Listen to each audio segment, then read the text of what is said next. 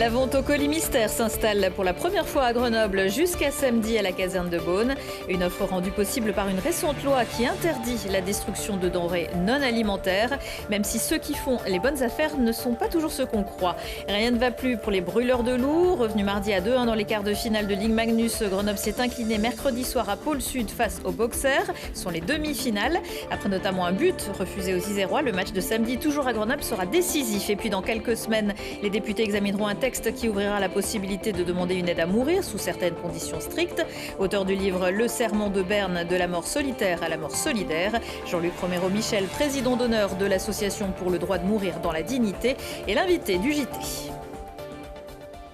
Bonsoir à tous, ravi de vous retrouver dans ce JT du jeudi 28 mars 2024. Du lundi au vendredi à partir de 18h, l'essentiel de l'actualité du Grand Grenoble. Depuis quelques mois, les ventes de colis mystères se multiplient un peu partout en France. Bonnes affaires pour certains, bonnes arnaques pour d'autres. C'est un petit peu comme une pêche au trésor géante. La première du genre à Grenoble se déroule depuis mercredi et jusqu'à samedi. Dans un espace de la caserne de Beaune, 9000 tonnes de colis sont mises en vente. Mirko Pesci.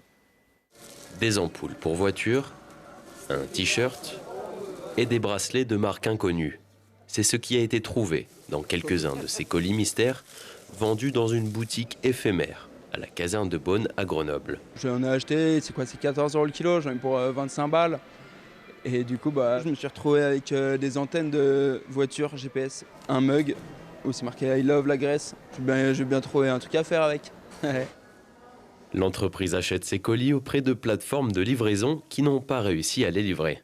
Ces plateformes doivent conserver les colis pendant 3 mois, après quoi, si le vendeur ne les récupère pas, les plateformes ont la possibilité de les vendre. Ce processus est justifié avec la loi AGEC, anti-gaspillage, qui interdit la destruction des invendus non alimentaires.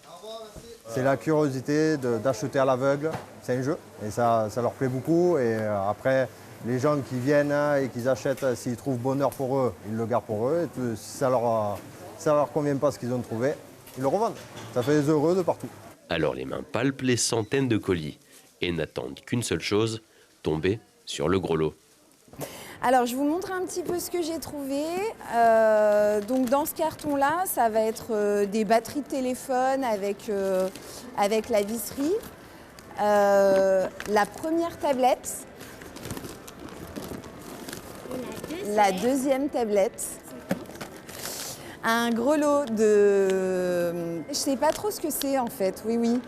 J'ai l'impression que c'est une protection pour les télécommandes. La note, 120 € pour ces 8 kilos de marchandises qu'il va falloir rentabiliser. J'ai une fille qui vend pas mal de choses sur Vinted, ses vieux bouquins, ses vêtements. Et là pour moi c'est pas perdu, je vais tout lui donner, elle va tout revendre. Bien que certains y trouvent leur compte, l'origine de ces colis reste floue. Et la loi AGEC ne règle pas le problème du gaspillage. Au contraire, elle ouvre de nouveaux canaux de vente qui risquent d'entraîner la mise à la poubelle de produits inutiles. Alors bien sûr, ce ne sont pas 9000 tonnes, mais 9 tonnes de produits qui sont mis en vente à Grenoble, et c'est déjà pas mal.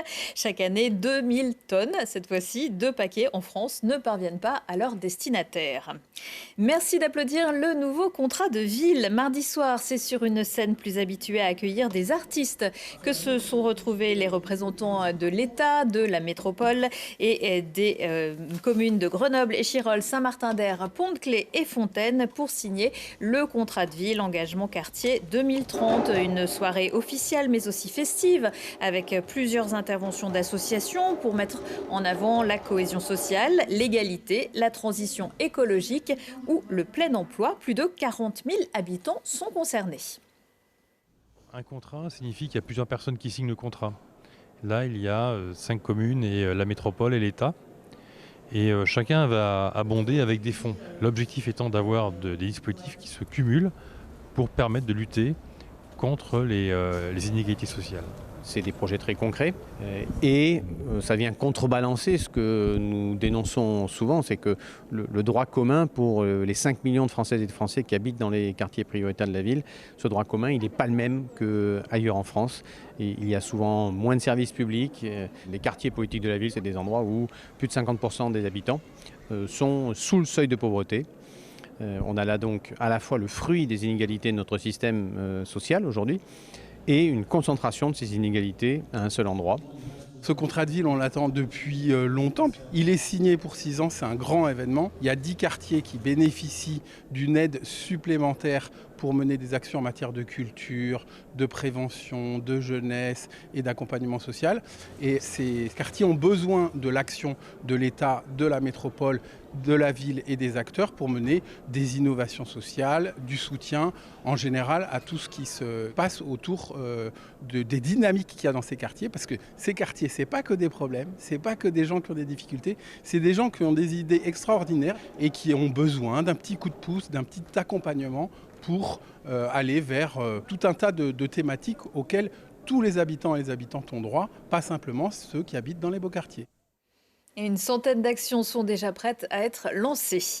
Bonne participation, mais résultats décevants dans la demi-finale de Ligue Magnus qui oppose Grenoble à Bordeaux. Les Boxers mènent désormais largement avec 3 victoires à 1 et un dernier score à 4-3 mercredi à Pôle-Sud. Les Girondins ont marqué le premier but, mais les Isérois ont renversé le score menant 2-1 avant de se faire remonter après un but refusé suite à un coup de patin malencontreux de Sacha Treille dans les protections de jambes du gardien bordelais qui a semblé souffrir pendant de longues minutes. Et après la rencontre, vous l'imaginez, l'ambiance était plutôt glaciale.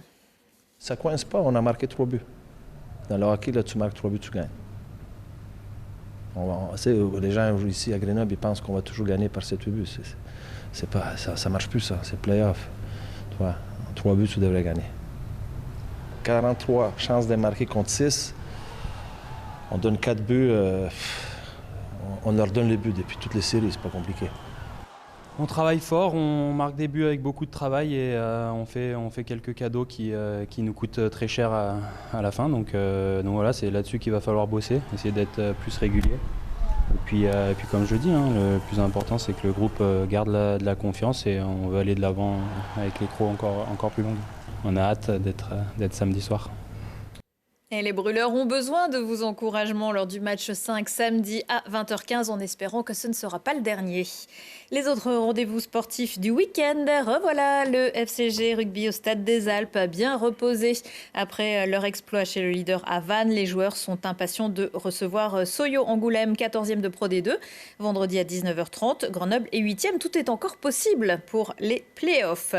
Quant au GF38, il espère mettre enfin un terme à sa descente infernale. Depuis début février, il faudra battre Guingamp, 6e de Ligue 2, samedi à 19h30 au Stade des Alpes. Grenoble est 10e. Et puis les meilleures roller hockeyeuses juniors de toute la France sont à Crolles. Samedi et dimanche, le club des Arfangues organise la Coupe de Ligue féminine U17 au gymnase Guy Bollès avec un All-Star Game samedi soir à 21h.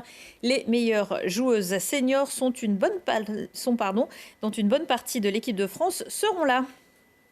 Vivre pour le meilleur, mais pas pour le pire. À partir de la fin du mois de mai, les députés examineront un projet de loi qui ouvrira la possibilité de demander une aide à mourir sous certaines conditions strictes. Être âgé d'au moins 18 ans, être de nationalité française ou résider de façon stable et régulière en France, être en capacité de manifester sa volonté de façon libre et éclairée, être atteinte d'une affection grave et incurable engageant son pronostic vital à court ou moyen terme, enfin présenter une souffrance psychique ou psychologique réfractaire ou insupportable liée à cette affection. Jean-Luc Romero-Michel, bonsoir. Bonsoir. Merci d'avoir accepté notre invitation à l'occasion de votre passage à Grenoble. Vous êtes président d'honneur de l'association pour le droit de mourir dans la dignité. Vous manifestez pour ce combat depuis de longues années. Vous qui êtes si attaché à cette cause, est-ce que vous êtes satisfait du texte qui sera présenté aux députés ? Alors, je suis satisfait du fait qu'on parle enfin d'une aide à mourir. Ça fait des décennies qu'on le demande parce que, ne l'oublions pas, on est un des pays en Europe où on meurt le plus mal. Tous les rapports le disent. Et ce sont des rapports qui sont faits non pas par des militants de l'euthanasie, mais par contre beaucoup moins par les modalités. Et vous l'évoquiez tout à l'heure, il va y avoir un débat au Parlement à partir du 27 mai. Et nous, on attend que les parlementaires améliorent ce texte, qu'on arrête de vouloir faire un modèle à la française Vous savez, tous les pays qui nous entourent ont aujourd'hui des lois. Donc il faut tout simplement les copier, et notamment le modèle belge, qui a quand même plus de 20 ans d'existence, parce qu'on le voit bien dans le texte que propose aujourd'hui le président, ça va être utile pour les gens qui sont en phase terminale d'un cancer, mais pour tous les autres, les gens qui ont des maladies dégénératives, et je pense aussi aux personnes qui ont style des maladies de Charcot, on voit que ça ne va pas du tout répondre à cette demande-là. Donc on ne va pas encore faire une 4e loi, parce qu'on oublie qu'il y a eu, avec M. Leonetti, 3 lois, et non pas 2, on dit souvent 2, mais 3. Leonetti et Claes Leonetti. Voilà, depuis 2005, il y en a eu aussi une en 2010. On ne va pas encore attendre quelques années pour satisfaire tout le monde. En plus, dans cette loi, les directives anticipées n'existent plus. Enfin, on n'en parle plus. Donc, qu'est-ce qui se passe si vous êtes dans un coma irréversible, que vous avez écrit des directives anticipées? Eh bien, avec cette loi, vous ne pourrez pas accéder à cette fin de vie libre. Donc, on voit que voilà, on compte beaucoup sur les parlementaires. C'est un premier pas. Il faut quand même le saluer. On avance enfin. Dans ce texte, on parle d'aide à mourir. On ne parle pas d'euthanasie ni de suicide assisté. Non, mais en fait, dans la réalité des choses, c'est quand même ça. C'est-à-dire que vous savez, même le président dit, quand il a présenté cette future nouvelle loi, il a dit c'est ni un droit ni une liberté. Bah si, en plus, c'était quelques jours après qu'on ait voté la constitutionnalisation de l'IVG. L'IVG, c'est un droit qui est donné aux femmes, c'est une liberté et pas une obligation, bien sûr. Ben là, c'est exactement la même chose. Les femmes disaient mon corps m'appartient, et là, on peut dire ma mort m'appartient. Donc, c'est un droit qu'il faut donner, et non pas, comme toujours, donner tout le pouvoir à ceux qui sont autour du lit. Et on voit qu'ils sont quand même revenus un peu en arrière par rapport à ce qu'annonçait le président, qui nous parlait d'un collège de médecins qui déciderait, oui ou non, qui paraissait complètement fou, cette histoire. Ça n'existe nulle part ailleurs. Mais là, on voit bien qu'une fois de plus, ça va quand même être un médecin qui va être... c'est un médecin qui doit prescrire la substance létale. Oui, bien sûr, et qui doit décider s'il vous l'accorde ou pas. Et s'il vous l'accorde pas, ben, vous devez aller devant les tribunaux. Enfin, on voit que c'est encore une procédure qui a besoin d'être améliorée. Et c'est pour ça que moi, j'en appelle aux parlementaires pour qu'ils nous fassent pas encore une loi très compliquée, mais une loi simple, comme l'ont les pays qui nous entourent. C'est-à-dire que quelqu'un qui se trouve en phase terminale, mais en étant conscient, pourrait décider tout seul, c'est pas dangereux. Non, je n'ai pas dit tout seul, parce qu'il faut vérifier si vous êtes dans les conditions. Dans tous les autres pays, c'est vous qui décidez, mais si vous êtes dans les conditions de la loi, là, il a posé des conditions qui sont d'ailleurs extrêmement restrictives, notamment sur le pronostic vital à court ou moyen terme. C'est-à-dire, en gros, c'est dans l'agonie. Pour certaines maladies, je suis désolé, il faut pouvoir le faire bien avant. Donc, il faut que le médecin vérifie si vous êtes dans les conditions, et il vous le donne. Bien sûr qu'il y a quelqu'un qui vérifie, mais c'est vous qui décidez. Tandis que là, on voit que c'est quand même toujours quelque part le médecin qui décide. Et il y a des médecins qui sont contre aussi oui, bien sûr, mais il n'y a pas de problème.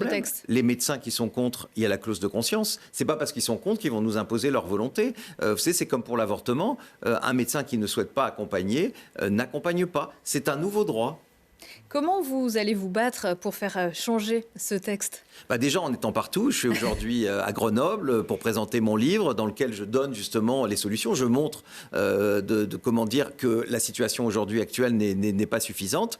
Donc il faut aller partout. Il faut voir chacun. Je serai tout à l'heure à la librairie à Artaud. Je pense que c'est important de parler avec les personnes et puis de convaincre les parlementaires. Aujourd'hui, notre rôle principal, c'est de dire aux députés et aux sénateurs le texte qui est proposé est certes une avancée en soi, puisqu'on parle d'aide à mourir, mais en soi, il n'est pas applicable en l'état. Et donc, il faut que vous améliorez ce texte. Ils vont avoir 15 jours au mois de mai. Après, ça va aller au Sénat. Donc, il va y avoir quand même un certain temps pour pouvoir travailler autour de cette loi. On sait ce qu'il faut faire. Donc, on leur dit, écoutez, regardez ce qui se passe autour de chez nous. Ça se passe très bien. Il n'y a pas de dérives. Les dérives, c'est ici en France qu'on les a. Donc, votez une loi d'ultime liberté.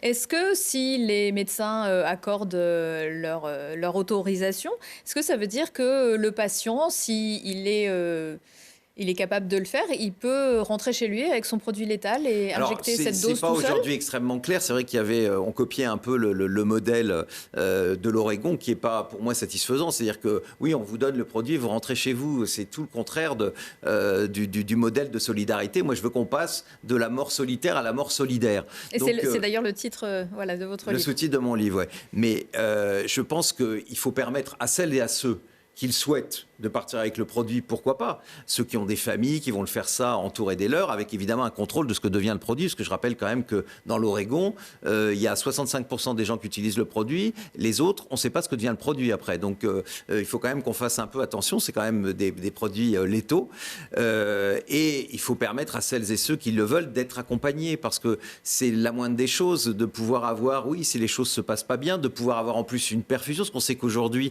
quand vous avalez ce produit, qui est du pentobarbital dans les pays autour de nous, c'est très difficile. Si vous avez un cancer de la gorge, vous ne pouvez pas l'avaler. Et puis, c'est très désagréable. Donc, il faut qu'on puisse avoir une perfusion et où on a juste à tourner le bouton pour montrer notre consentement. Moi, je raconte dans mon livre comment j'ai accompagné Alain Koch, qui était un homme qui avait des souffrances physiques qu'on ne pouvait pas soulager dans notre pays, qui a dû partir en Suisse. Et quand il a pu bénéficier de cet acte, c'est lui-même qui a tourné la perfusion et il s'est endormi avec le sourire et sans aucune souffrance. Et donc, il faut qu'on copie un peu ce qui se passe à l'extérieur et vous verrez, vous savez, cette loi, elle est importante aujourd'hui parce que d'abord, 9 Français sur 10 l'attendent depuis longtemps parce qu'on vit de plus en plus vieux, mais parfois avec des fins de vie qui sont extrêmement douloureuses. Et il faut qu'on nous donne ce droit. Ce droit, c'est une liberté. C'est ce que j'essaye aujourd'hui à Grenoble, avec d'ailleurs mon ami Stéphane Gemani, qui est le délégué de la DMD, de faire avancer. Il faut que les parlementaires de ce département comprennent qu'il faut voter une loi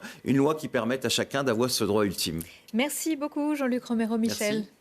Dans l'agenda culturel, Chaka Ponk au Palais des Sports de Grenoble le vendredi, c'est archi complet, mais il y a d'autres idées de sortie. Le Diable, le saviez-vous, s'habille en Fabrique Opéra. Après Tourando en 2023, Faust, l'opéra de Charles Gounod, c'est le nouveau spectacle de l'opéra participatif à découvrir à partir de vendredi soir au Summum de Grenoble. Jeunes en formation, choristes, instrumentistes, solistes, bénévoles, techniciens professionnels et amateurs, néophytes et spécialistes. Le fruit du travail de plus de 700 participants.